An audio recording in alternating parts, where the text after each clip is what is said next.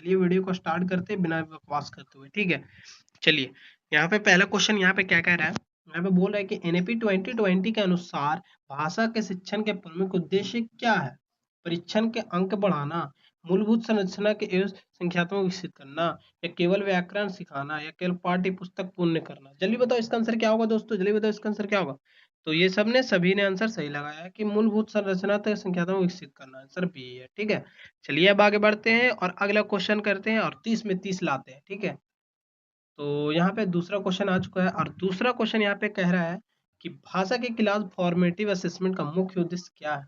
Rank निर्धारित करना, बच्चों की तुलना करना, या अधिगम में सुधार करना, या वार्षिक परिणाम को बनाना। तो जल्दी बताओ इसका आंसर क्या होगा दोस्तों, दूसरा का आंसर जल्दी बताओ इसका आंसर क्या होगा दूसरा का। तो दूसरा का आंसर क्या होगा जल्दी बताओ। तो बच्चों में तुलना करना, नहीं गलत, तुलना तो होगा नहीं, तो अधिगम में सुधार करना, ठीक है ना, लर्निंग में फैसिलिटर लाना, सही लाना, ठीक है ना। तो चलिए आगे बढ़ते हैं तीसरा क्वेश्चन में और तीसरा क्वेश्चन यहाँ पे क्या कह रहा है, यहाँ पे कह रहा है कि यदि बच्चे पाठ विकल्प शीर्षक देता है तो मुख्यतः किस कौशल का प्रदर्शन कर रहा है, बताओ। स्मरण का, विश्लेषण का, सृजनात्मक चिंतन का, या अनुकरण का।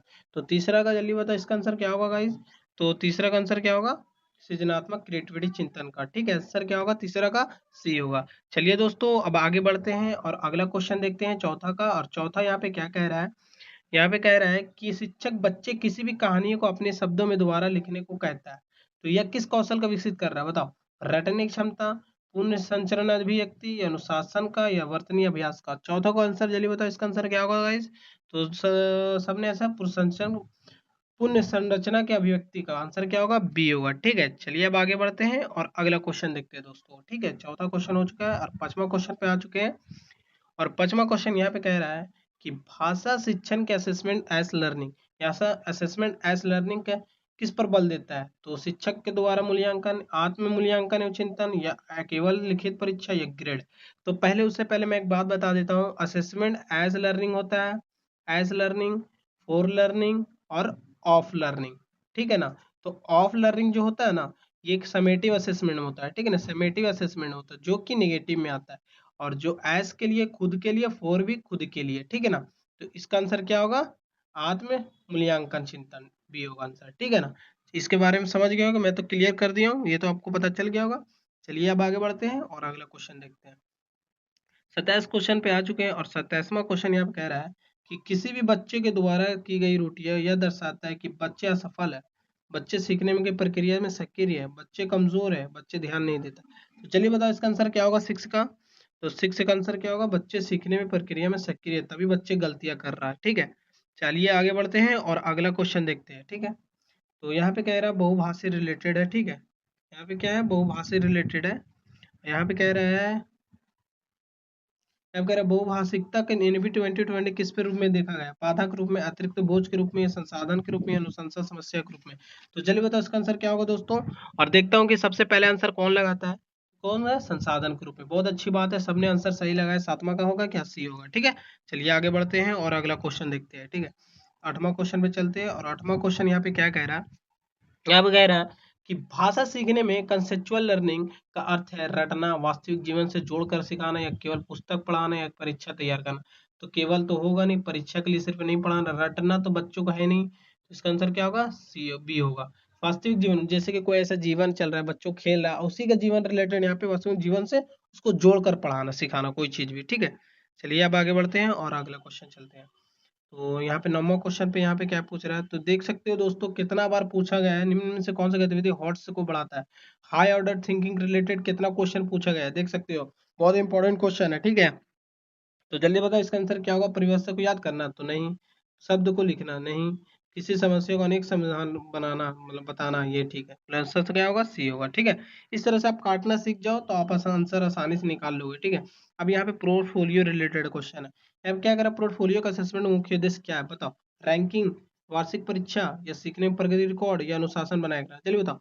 तो इसका आंसर क्या होगा, रैंकिंग तो होगा नहीं, वार्षिक परीक्षा तो होगा नहीं, अनुशासन सीखना तो सीखना होगा, ठीक है ना। इसका सीखने का रिकॉर्ड करना, जो बच्चा सीख रहा है वही चीज रिकॉर्ड कर रहा है। चलिए अब आगे बढ़ते हैं और अगला क्वेश्चन देखते हैं 11वां का। 11वां क्या पूछ रहे हैं यहाँ पे कह रहा है कि एक टीचर बच्चों को कविता का भाव चित्र से माध्यम से व्यक्त करने के कहता है, तो किस बुद्धि का अधिक संबंधित है, भाषी बुद्धि, तर्क की बुद्धि, या दृश्य स्थानिक बुद्धि, या संगीतिक बुद्धि। चलिए बताओ इसका आंसर क्या होगा दोस्तों, 11वां का। जल्दी बताओ इसका आंसर क्या होगा। तो इसका आंसर क्या होगा, चलिए बताओ, दृश्य स्थानिक बुद्धि हो, ठीक है ना, दृश्य स्थानिक बुद्धि बुद्धि होगा, ठीक है ना। क्या होगा, दृश्य स्थानिक बुद्धि होगा, स्पेटल इंटेलिजेंस, ठीक है ना। चलिए आगे बढ़ते हैं, 11 क्वेश्चन तो हो चुका है, और 12वां क्वेश्चन में चलते हैं। और 12वां क्वेश्चन यहाँ पे क्या कह रहा है, और 12 क्वेश्चन में चल आ चुके हैं। अब 12 क्वेश्चन यहाँ बोल रहा है कि भाषा के में सबसे प्रभावी प्रश्न कौन सा, बताओ। केवल तथ्यात्मक, बंद प्रश्न, खुले एवं चिंतन प्रश्न, या केवल परीक्षा। केवल तो होगा नहीं, बंद प्रश्न तो करा नहीं सकते हो, केवल तो होगा नहीं, तो इसका आंसर क्या होगा, सी होगा, ठीक है ना। इसका आंसर क्या होगा, जल्दी बताओ, सी होगा, ठीक है। चलिए आगे बढ़ते हैं और अगला क्वेश्चन देखते हैं।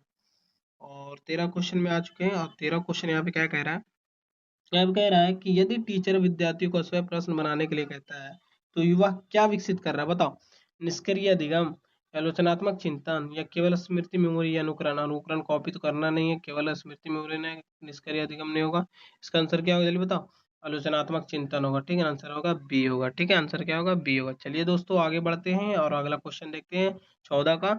और 14 क्वेश्चन यहाँ पे क्या कह रहा है कि सीटेट के अनुसार भाषा शिक्षण का मूल उद्देश्य क्या है। व्याकरण को याद करना, संप्रेषणीय क्षमता को विकसित करना, या अधिक गृह गृह कार्य देना, या परीक्षा को तैयार करना। चलिए बताओ सर दोस्तों, 14 का आंसर क्या होगा। तो संप्रेषण क्षमता विकसित करना, कम्युनिकेशन स्किल विकसित करना, आंसर बी है, ठीक है।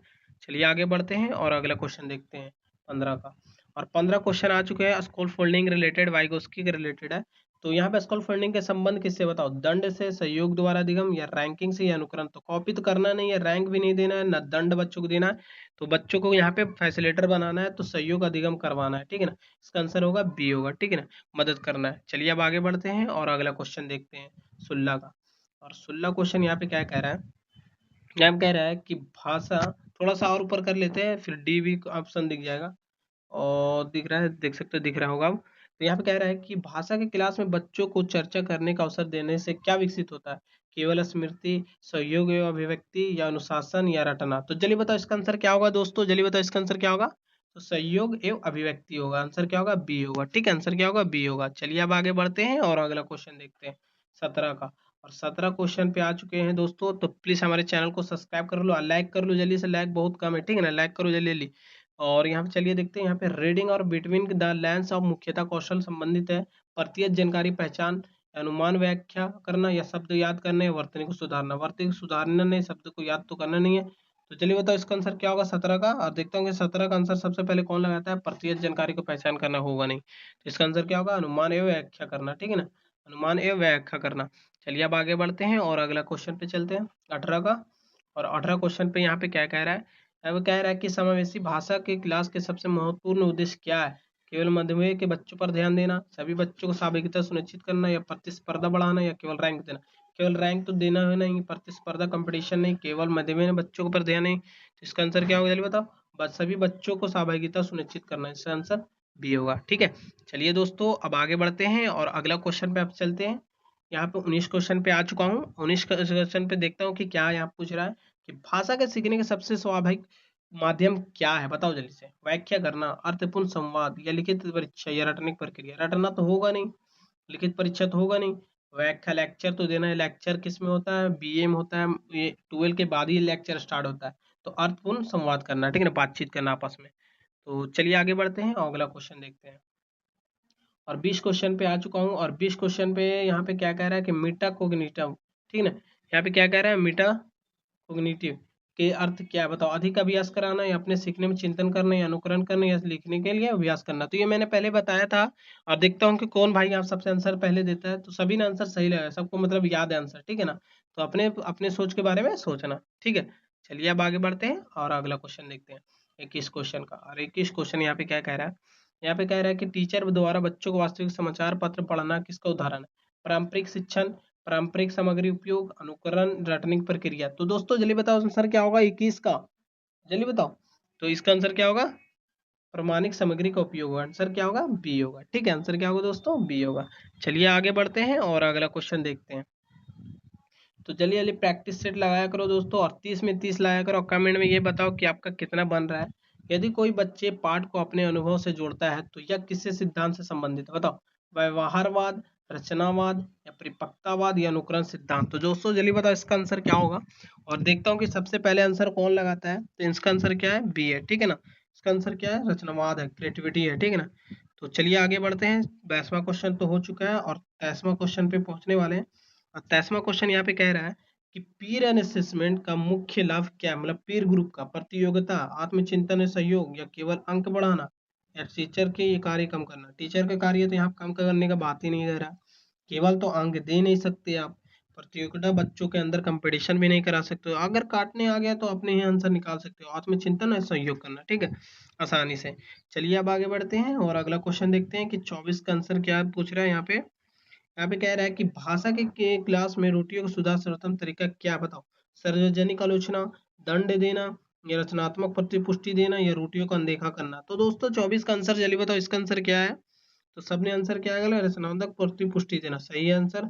24 का आंसर सी है, सही है, बहुत अच्छी बात है। चलिए अब आगे बढ़ते हैं। मतलब आपसे का तैयारी बहुत अच्छा हो हुआ है और 25 में पहुंच गए। 5 क्वेश्चन और है दोस्तों, बस बस धैर्य रखना, अब ज्यादा टाइम नहीं है। यहाँ पे कौन सा गतिविधि सृजनात्मक लेखन के सबसे अधिक बढ़ावा देता है। श्रुत लेख, शब्द लेखन, या कहानी नयांत लिखना, या परिभाषा याद करना। जल्दी बताओ 25 का आंसर क्या होगा। जल्दी बताओ 25 का आंसर क्या होगा। कहानी लिखना और नयांत लिखना, ठीक है, आंसर होगा सी होगा। चलिए दोस्तों अब आगे बढ़ते हैं और अगला क्वेश्चन देखते हैं सीटेट का। यहाँ पे 26 क्वेश्चन क्या कह रहा है कि यहाँ पे सीटेट के अनुसार भाषा का मूल्यांकन कैसी होनी चाहिए। केवल वार्षिक, केवल लिखित, या सतत व्यापक, या केवल। केवल तो काट दो दोस्तों, केवल तो होगा नहीं। तो ये आसान था, ये आसानी से यहाँ पे कर सकते हो। सतत व्यापक मूल्यांकन सी या कंटिन्यू कंप्रेसिव एलिएशन होगा, ठीक है। चलिए अब आगे बढ़ते हैं और अगला क्वेश्चन देखते हैं। 27 का 3 क्वेश्चन और बचा है और यहाँ पे कमेंट में आप बताना कि आपका कितना बन रहा है। यहाँ बोला बच्चों के समूह में कार्य करवाने के मुख्य उद्देश्य क्या है। समय व्यतीत करना, सहयोगात्मक अधिगम बढ़ाना, अनुशासन बनाए रखना, या गृह कार्य कम करना। जल्दी बताओ इसका आंसर क्या होगा दोस्तों। तो सबने आंसर क्या है, सहयोगात्मक अधिगम बढ़ावा देना, ठीक है ना, बहुत अच्छी बात है। 27 का आंसर क्या होगा, बी होगा। सभी ने आंसर सही लगाया। चलिए आगे बढ़ते हैं 28वां क्वेश्चन में। 28वां क्वेश्चन यहाँ पे क्या कह रहा है। यहाँ पे कह रहा है कि एनपी 2020 अनुसार प्रारंभिक कक्षाओं में एक शिक्षण के माध्यम किस प्राथमिकता देता है। बताओ, विदेशी भाषा का, केवल हिंदी का, मातृभाषा, स्थानीय भाषा, केवल अंग्रेजी का। 28 क्वेश्चन का चलिए बताओ आंसर क्या होगा दोस्तों। तो 28 क्वेश्चन का आंसर क्या होगा, चलिए बताओ आंसर क्या होगा। 28 क्वेश्चन में मातृभाषा और स्थानीय भाषा होगा, ठीक है। चलिए दोस्तों आगे बढ़ते हैं और इस प्रैक्टिस सेट का 29 क्वेश्चन है और इसके बाद लास्ट क्वेश्चन बचा है। यहाँ पे कह रहा है कि भाषा के टीचर के सबसे महत्वपूर्ण भूमिका क्या है। नियंत्रक, सुविधा प्रदाता, या परीक्षक, अनुशासन अधिकार। अनुशासन अधिकार तो नहीं हो सकता, परीक्षक तो हो नहीं सकता, नियंत्रक तो हो नहीं सकता।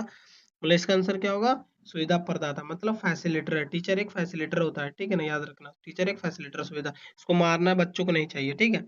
चलिए आगे बढ़ते हैं और इस प्रैक्टिस सेट का लास्ट क्वेश्चन है दोस्तों। चलिए देखते हैं कि लास्ट क्वेश्चन क्या पूछ रहे हैं यहाँ पे। प्रभावी भाषा के किसी क्लास का पहचान क्या है। शिक्षक केंद्रित, केवल पाठ्य पुस्तक आधारित, या संवाद शिक्षक केंद्रित वातावरण, या केवल परीक्षा।